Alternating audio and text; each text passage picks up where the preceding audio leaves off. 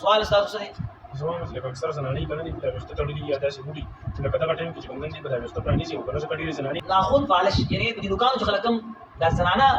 دا پالش لګوي رنگونه وته وي او بل دا انګريزان خصوصا د خلک یې مسکي په دا باندې چې د موټو باندې د لاسونو باندې دا چافه باندې جوړي د سوې لګي ټیټو بیماران به سره سره تاسو ته خبرالو غي به داسې چې لکه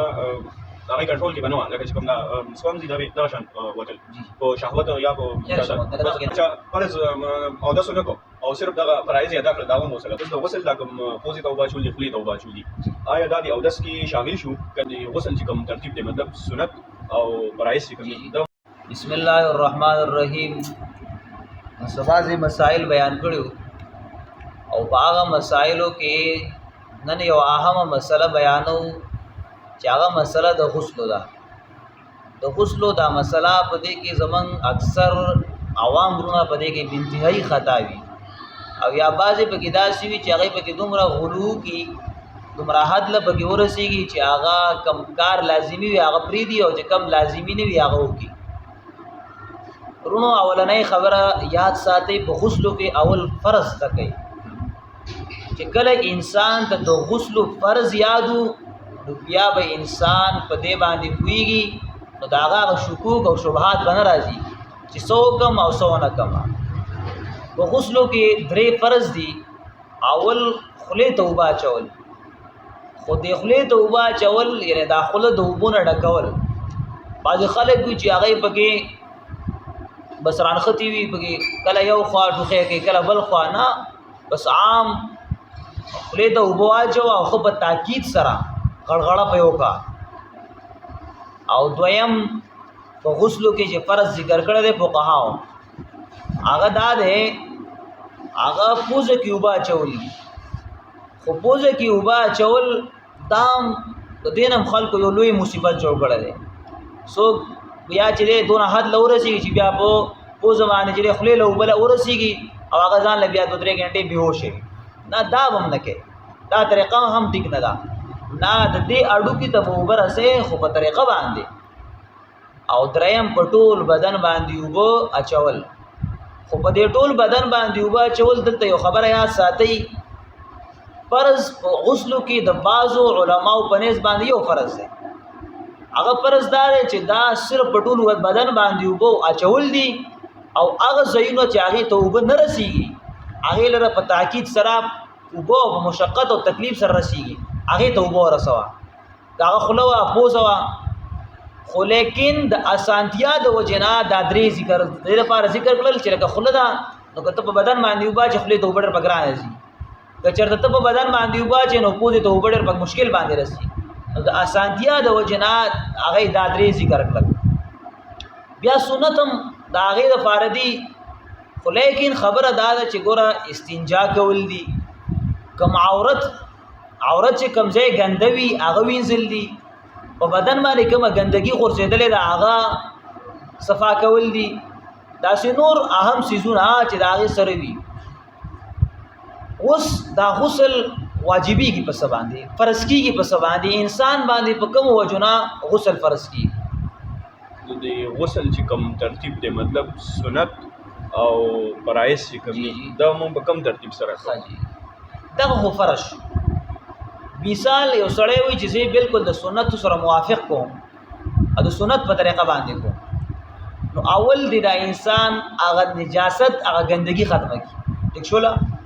د هغې نه پس دی اودس شروع کړي لکه څنګه چې سړی د مونځ دپاره څه کوي اودس کوي په دې کې یو خبره یاد ساتئ چې کله د اودس کوي نو د اودس کې بعضې علما وي چې یاره دا خپې دي ووینځلی شي او بعضې نه وي چې نه دي وینځلی شي هغې وجه سره که باتروم لاندې داسې و چې هغه کې ګندګي وه هغې باندې تا ته شوتې کېدلې واپس تا خپې ګنده کېدلې نو بیا خپې به په آخر کې ووینځي او که نه وي نو بیا چې دی خپې اول نه ووینځه که جومات دغه چې دی دا ځای صفا وي د لاندې واشروم بس هغې کې بیا ووینځه بیا خبره دا ده چې کله دا ټول عمل دی وکړل د هغې نه پس اوس خو دا فوارې غوندې دي دې ته ودرېږه او ښی طرف باندې چې ستا اوبه ورسي لاندې خپو طرف ته بیا په دې سایډ باندې په ټول بدن باندې به بیا اوبه راواړوي که په دې بدن کې د ستن یا د ویښتو مرزه رسي دا وچ پاتې شو نو بیا ستا غسل او هغه ناکامل دی کامل نه دي. اوس د غسل دا کوم پوزې ته اوبه اچول دي خولې ته اوبه اچول دي آیا دا د اودس کې شامل شو که نه دا اودس چې وکړې د هغې نه پس ته بیا دا شامل شو پکې، دا په دې کې شامل شول، فرض هم دې ادا شول او سنت هم دې پکې ادا شول. پوه شو په خبره باندې؟ دا یو سړی اودس نه کوي او دغه شان طریقې سره کوي نو دا بیا دغه فرض دی وکړي. اهمه خبره مې دا کول که چا فرض اودس ونه کو او صرف دغه فرایض یې ادا کړل دا هم غسل ادا غسل وشو، هغې باندې وروسته انشاءالله خبره کوو. اوس دا غسل د کومو کارونو د وجې نه فرض کی یو خبره یاست، احتلام. احتلام ویل کېږي یو سړي له خوب کې شیطان راشي او په هغه باندې غسل واړوي. اوس یو خبره ده، شیطان راغلی او د انسان باندې هغه معامله وکړله او دا انسان چې رافاسي نو د په بدن باندې څه ګندګي نه ښکاري نو دا د بیا غسل نه کوي. پوهېږې په خبره باندې؟ د احتلام شو په خوب کې د باندې شیطان چې دی اودس ورواړو نو بیا به دا چې دی څه کوي خامخا لازم غسل به کوي. یو خبره. دویم، په شهوت سره د انسان نه منی وتل، کله چې د انسان نه په شهوت سره ووتې ده برابره خبره ده، که هغه په خپله ووځي او که دا انسان یې په خپله وباسي، یا دا په شهوت سره یعنې په خپله ووتې ده او یا ده وایستېدله نو بیا به څه وي؟ بیا هم په د باندې غسل دا واجب او فرض وي. بله خبره،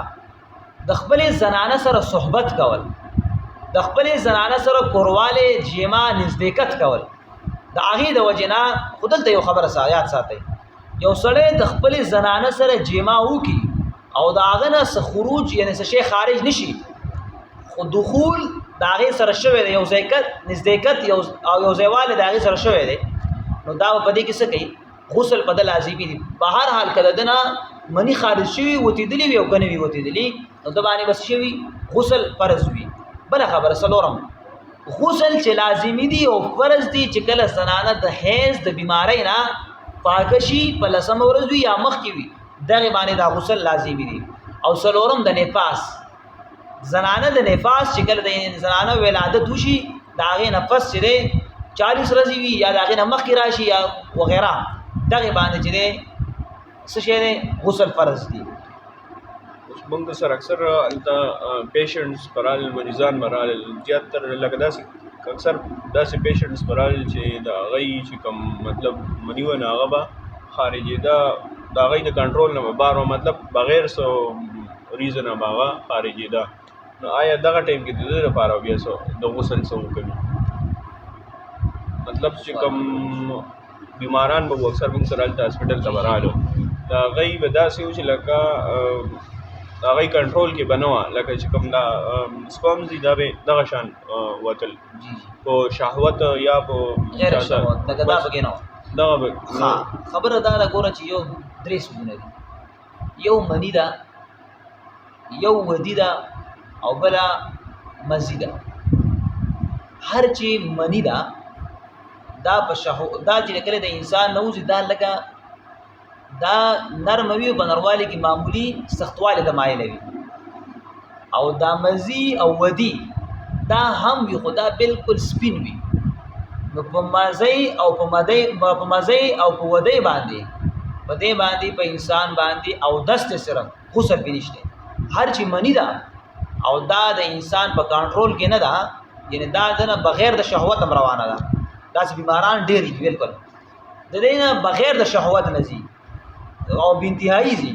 نو دا د په دې صورت کې څه کوي؟ غسل دې کوي. داسې یو بیمار دی چې هغه د تکلیف دی مسلسل داسې وي نو هغه دی بیا خیر دی یو ورځ کې غسل کوي او بیا دی هغه نور خپل دا زندگی تیروي. بله یو اهمه خبره ده په دې کې لازمي د دې غسل سره لازم ناخن پالش، یعنې په دې نوکانو چې خلک کم دا زنانه دا پالشي لګوي رنګونه ورته وي، او بل دا انګریزان او خصوصا زمون خلک یې موس کوي په دې دغه باندې چې دی د موټو باندې د لاسونو باندې دا چافه غوندې جوړوي ته څه ویلی کېږي؟ ټیټو.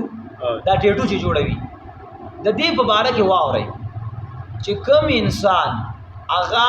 ناخن پالش لګوي دا ټیټو جوړوي دا اودس کې د دې اودس نه کوي. وایي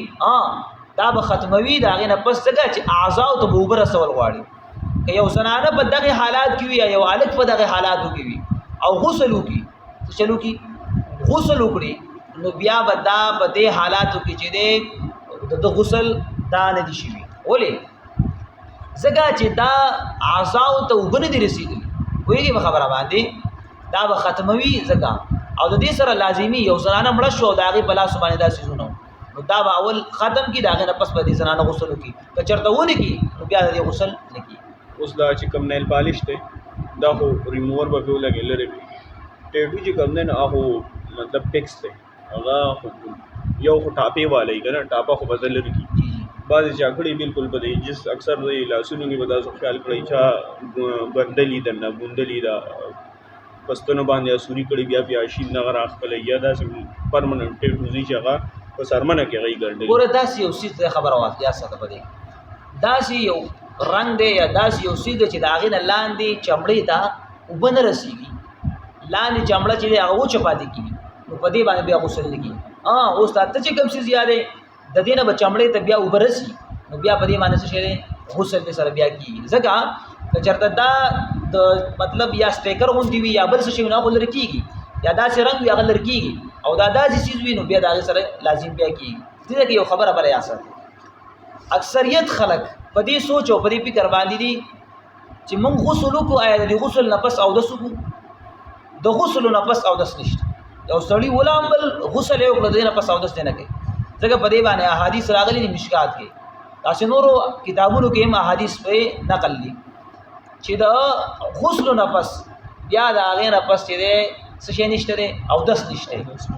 یو سړی دی هغه اودس ونه کړو او صحیح چلوي غسل یې ډایرکټ وکړل نو بس بیا هم چې دی په ده باندې څه شی دی بس غسل یې وشو اودس یې وشو بیا د دې نه پس د دې په باره کې علما دومره لیکلي چې دا بدعت دی د دې نه پس ځکه چې یو پېره تا غسل وکړو د هغې نه پس که تا اودس د دې نه مخکې کړی وي او که دې نه وي کړی بس تا اودس په ځای کې وشو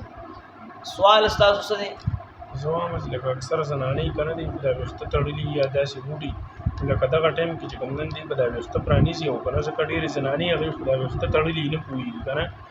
نو اکثر ویښتو ته دننه اوبه غالبا یو زنانه ده حضرت صفیه راته غالبا دا راله نبی علیه السلام ته وایي چې زما ویښته ډېر دا ما ویښته بلکل تړلي وي او زما ویښته ډېر چې لوی هم دي او ډېر ګڼ هم دي زه به څه کوم غسل وکړې او که هغې ته مې څه شی کړي دا کمسۍ غوندې مې کړې وي نو که چا د زنانه کمسۍ کړې وي په حالت د صفایۍ کې او د هغې نه پس غسل کوي نو هغه د خپل لاس دا په دې د دې بیخونو ته ورسوي بس په دغه باندې د هغه کولاوی دي نه بس هغه لاس دې اوبو کې ووهي او په هغه دې بیا څه وکړي په دې ویښتو کې د دننه وچلوي بس په دې سره به د هغې غسل بیا وشي د زنانو دپاره هم د غسل دغه ترتیب دی یا د زنانو دپاره هم د غسل هم دغه ترتیب دی خو یو خبره بعضې خلک کوي چې د زنانو غسل دا څلور دی که پرایز څلور دی خو دا خبره غلطه ده پوهېږئ هغه وایي چې د زنانه په غسلو کې یو شرط بل ذکر کوي هغه دا دی چې یاره غالبا هغه شرط دا دی چې زنانه چې دی دا ویښته د دې دا کمسۍ کولاول که دا نه کوي نو دا هم څه خبره نشته دی نو زنانه او د نارینه د غسلو یو طریقه ده دغه درې فرض دي پکې